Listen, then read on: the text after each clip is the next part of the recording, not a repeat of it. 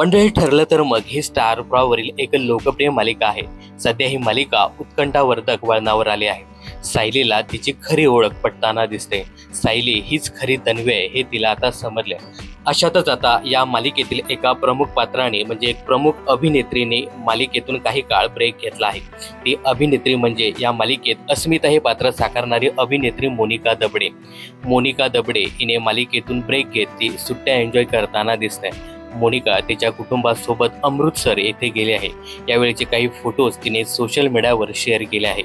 मोनिका दबडे हिने तिच्या मुलीसोबतचे काही खास फोटो शेअर केले आहेत. या फोटोंवरती तिचे चाहते लाईक्स आणि कमेंट्सचा वर्षाव करताना दिसतात.